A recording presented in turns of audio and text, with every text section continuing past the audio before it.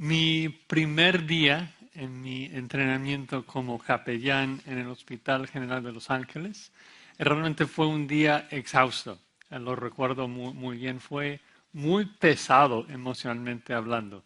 Lo que pasa es de que mi mentor quiso estar seguro de que yo iba a poder soportar todos los olores y todas las imágenes que yo iba a ver.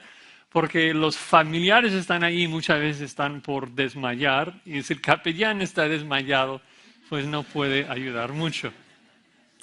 Entonces me llevó a un tour de todo lo malo que está en un hospital. Primero me lleva a la emergencia para ver unos disparados allí. Me llevó al lugar de los quemados, a los que tenían cáncer terminal. Me llevó al lugar de los muertos, donde las familiares están identificando los cuerpos. Me llevó a presenciar la cremación de unos bebés. O sea, fue un día muy pesado. Y recuerdo que al final me llevó a estar ahí para ver unas autopsias. Y no se espanten, no voy a dar detalles. Sé que algunos de ustedes ya se ven un poco pálidos. Mi intención no es espantarlos. Lo que pasa es de que me parece que una autopsia es una excelente y vívida ilustración de un falso convertido. ¿Por qué? Porque con algunos cadáveres que se ven ahí es obvio por qué están muertos. O sea, atropellados por un camión, disparados, lo que sea. O sea, ves el cadáver y sabes por qué la persona falleció. Pero con otros cuerpos, o sea, no es obvio. O sea, externamente se ve bien. No sabes la razón de la muerte. Por fuera, de hecho, parece difícil creer que la persona está muerta, y por eso muchos familiares luchan para aceptar que la persona realmente ha fallecido. Y la comparación es de que con algunos muertos espirituales es obvio por qué van a la condenación. Son asesinos, son adúlteros, son mentirosos. Pero con el falso convertido, por fuera todo se ve bien. Todo por fuera se ve vivo, por decirlo así, todo se ve normal, y no es hasta abrir a la persona que te das cuenta de que su cuerpo está repleto de cáncer, de que se descompone por dentro. Y en esa mañana tenemos el privilegio de estar en el capítulo 13 de Juan capítulo 13, y seguimos en nuestro estudio del aposento alto. Y hoy nos toca ver al personaje, como dije, de Judas. Judas siendo el apóstata más famoso de la Escritura. El que profesó ser seguidor de Cristo por 3 años y luego al final le traiciona. Ahora quiero declarar mi intención desde el principio. Mi intención con este texto no es espantarlos. Con algunos textos de la Biblia, incluso con algunos predicadores, cuando hablan de la apostasía, parece que su única intención es aterrorizar a la audiencia. Eres un falso y no lo sabes. Y hay, como dije, hay algunos textos de la Escritura que tienen ese sabor. Pero el ánimo de este texto y muchos más que hablan de la apostasía, yo creo más bien nos anima a evaluarnos y a saber de que si nos evaluamos bíblicamente no seremos autoengañados. Los únicos autoengañados son los que se evalúan en base a exámenes y principios no bíblicos. El único autoengañado es el que cree que es salvo en base al error. El que dice, soy cristiano, ¿por qué? Porque levanté mi mano hace 30 años. Esa persona podría estar autoengañado. ¿Por qué? Porque no está pensando bíblicamente. Pero si pensamos bíblicamente, Si nos examinamos, si nos evaluamos en base a la Escritura, no seremos engañados. Si nos evaluamos en base a la Escritura, no vamos a creer que somos salvos si no lo somos. Entonces, en esta mañana vamos a ver el personaje de Judas, un falso. Vamos, por decirlo así, vamos a abrirlo, vamos a hacer una autopsia y ver la anatomía de un falso para así contrastarlo con un verdadero creyente y asegurarnos de que no somos como Judas. Entonces, hoy en esta mañana observaremos 5 características de un falso. Los voy a enumerar mientras avanzamos en el texto. Primero vamos a leerlo. Juan 13 y vamos a leer los versículos del 21 al 30. Juan 13, 21 al 30. Amén. Así dice la palabra del Señor. Habiendo dicho Jesús esto, se conmovió en espíritu y declaró y dijo: de cierto os digo que uno de vosotros me va a entregar. Entonces los discípulos se miraban unos a otros dudando de quién hablaba. Y uno de sus discípulos, al cual Jesús amaba, estaba recostado al lado de Jesús. A este pues hizo señas Simón Pedro para que preguntase quién era aquel de quien hablaba. Él entonces, recostado cerca del pecho de Jesús, le dijo: Señor, ¿quién es? Respondió Jesús: a quien yo diere el pan mojado, aquel es. Y mojando el pan lo dio a Judas Iscariote, hijo de Simón. Y después del bocado, Satanás entró en él. Entonces Jesús le dijo: lo que vas a hacer, hazlo más pronto.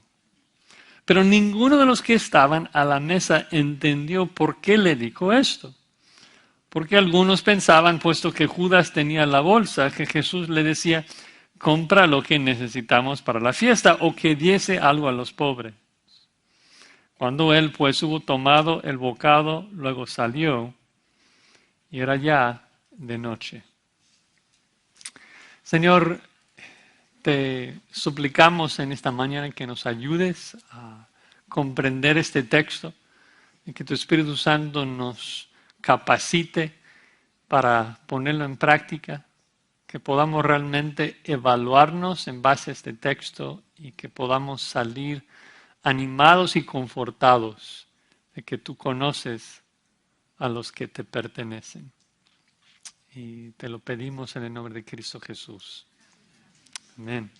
Pues en nuestra autopsia en esta mañana, descubriendo la primera característica de un falso, es de que el falso entristece al Señor. Entristece al Señor. Vean de nuevo el versículo 21, de que dice que habiendo dicho Jesús esto, se conmovió en espíritu. Ahora, esa primera frase, habiendo dicho eso, se refiere al versículo 19, en donde Jesucristo predijo de que Judas, o alguien, mejor dicho, le iba a traicionar.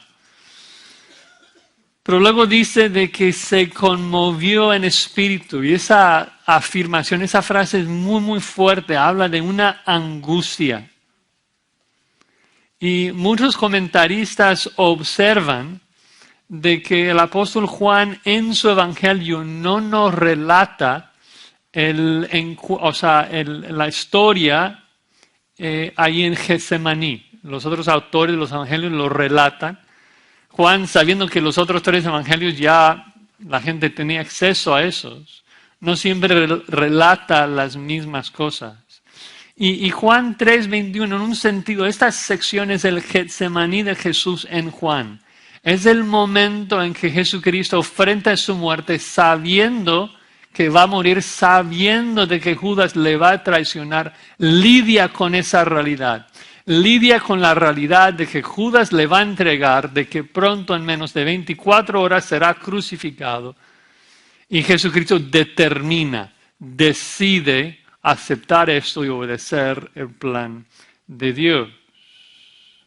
Entonces es un momento crítico, un momento similar al momento de Getsemaní. Es seguro.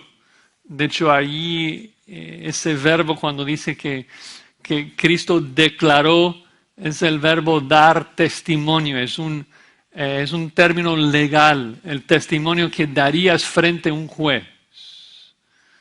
Este testimonio es seguro, no se puede cambiar. Yo voy a ser entregado y matado. Pero repito, igual Jesucristo decide obedecer. De hecho, más tarde dice a Judas, lo que vas a hacer, hazlo pronto. O sea, acepta, abraza la voluntad de Dios para él. Obviamente no quiso morir, por eso se angustia, pero como dijo en Getsemaní, no se haga mi voluntad, sino la tuya. Lo interesante para mí en este versículo realmente es la yuxtaposición, el contraste entre la deidad de Cristo que sabe que es Judas el que le va a traicionar y la angustia de Jesús demostrando su genuina humanidad.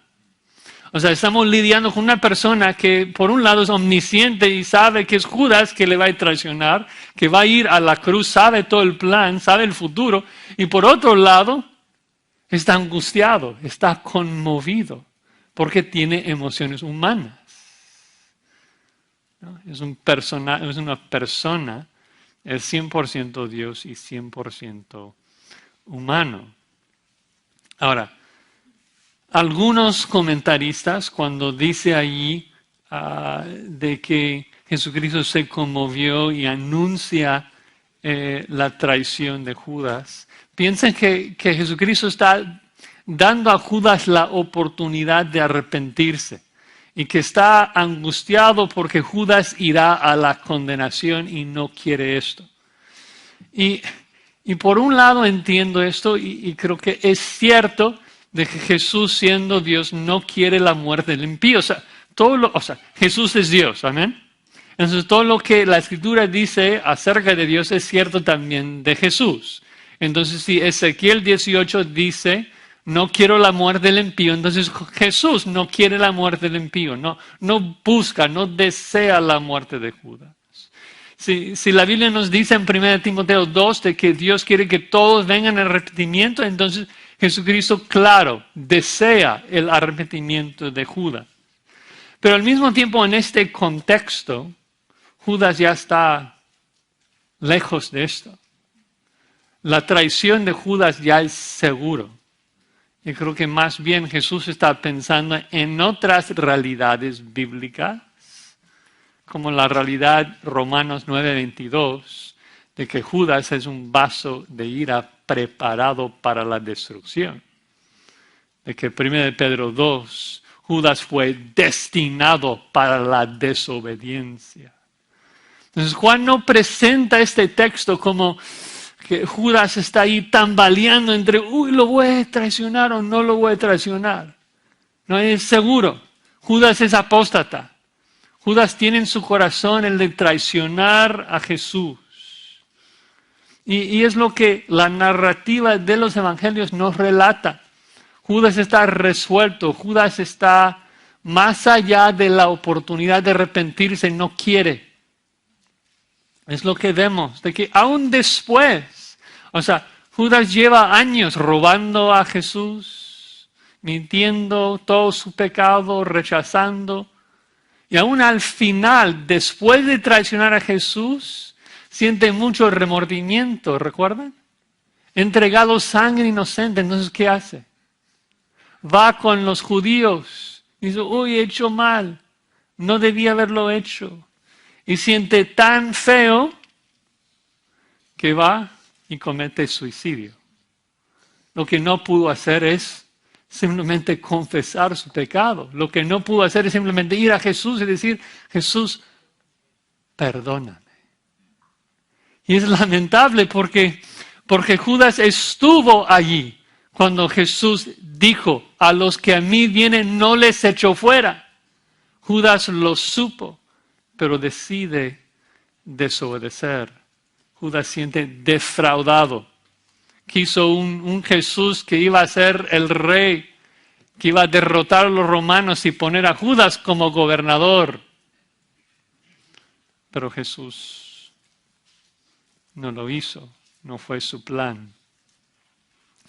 Y Judas entonces es 100% responsable por esas acciones de rechazar a Jesús. Judas es apóstata. Él ha tomado la decisión de rechazar a Jesús y de no arrepentirse. Pero un misterio acá, y tenemos tantos misterios acá en este texto de la elección soberana de Dios y la responsabilidad humana, las dos siendo verdades absolutas en la Escritura, de que aunque Judas es 100% responsable por sus acciones, también Judas traiciona a Cristo porque así lo quiso Dios. Así lo quiso Dios. Dios es quien había predestinado la crucifixión de su Hijo antes de la fundación del mundo. Cristo fue entregado por el determinado consejo y plan ¿de quién? De Dios, Hechos 2:23. Y todo ese plan, todo el plan eterno de Dios de redimir al hombre por medio de la muerte de su Hijo, está llegando a cumplirse. Judas está jugando el rol que Dios había predestinado desde antes de la fundación del mundo. Y llegando a ese momento seguro, predicho, firme, Jesús está angustiado, está conmovido. Sabe de que ahora es inevitable. Tiene que. O sea, la idea de que Judas le va a traicionar hace aún más vívido la realidad de que en muy pocas horas será abandonado por su Padre y juzgado en la cruz. Y está conmovido, está angustiado.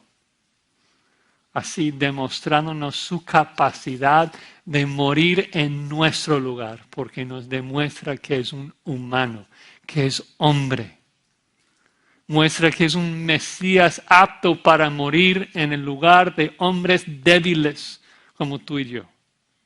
El Dios omnipotente está conmovido y angustiado de que Judas, su criatura, le va a traicionar.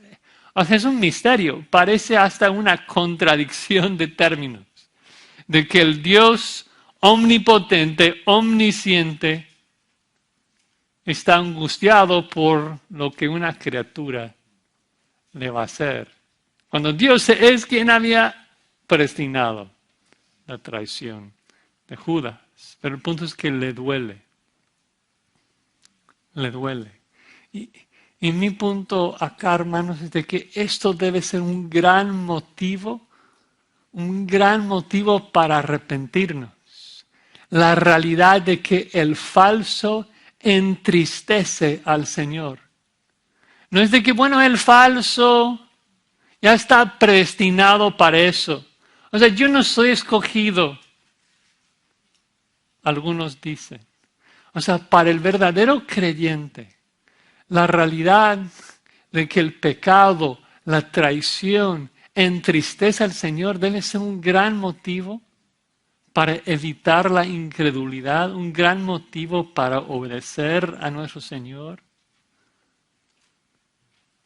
Y obviamente no estoy diciendo de que como cristianos nosotros podemos cometer la misma apostasía que lo cometió Judas, de que nosotros podamos traicionar a Jesús en la misma forma que lo hizo Judas. No. Un cristiano está seguro en las manos de Dios. No podemos caer eternamente en la incredulidad como lo hizo Judas. El cristiano tarde o temprano se va a arrepentir. El cristiano tarde o temprano va a confesar su pecado. Sin embargo, lo que Judas hizo eternamente, el cristiano en un sentido lo puede cometer de manera temporal. La misma incredulidad que guía a Judas a la apostasía, esa incredulidad puede vivir en nuestros corazones por un tiempo. Y el hecho de que esa incredulidad y ese rechazo entristece al Señor debe ser un gran motivo para rechazar, para abrazar a Cristo y buscar agradarlo. Porque sin fe es imposible agradar a Dios y el cristiano debe tener un fuerte anhelo y deseo de agradar y no entristecer a su Señor. Entonces, la primera razón de por qué el falso Judas fue condenado es que entristeció al Señor. Segunda característica de un falso es que engaña a la gente. Ven los versículos 22 al 25. Judas engaña a la gente. Dice, entonces los discípulos se miraban unos a otros dudando de quién hablaba. Eso es maravilloso, es sorprendente. Y es la parte que este párrafo más enfatiza, de que ningún discípulo comprendió, entendió quién iba a traicionar a Jesús. Ellos simple y sencillamente no tienen idea quién va a ser el traidor. De hecho, en otros evangelios, recuerden en Marcos 14, todos se estaban preguntando, ¿seré yo? Y otro, ¿seré yo? No saben. Incluso no saben si ellos mismos lo son. Y decir eso no fue por cortesía, no es de que todos estaban, oye. No, estamos hablando de los discípulos que estaban discutiendo entre sí quién es el primero. O sea, hablan de manera muy abierta y franca de las cosas. Si hubo una respuesta obvia, alguien lo hubiera dicho, seguramente Pedro. Pero no saben. Y eso es sorprendente por muchas razones. Quiero enumerar dos. La primera razón que es sorprendente es de que habla del amor de Cristo que no trataba a Judas de manera diferente. ¿Sí? Jesús sabe que Judas es el que le va a traicionar, pero no demuestra ningún tipo de favoritismo a los demás.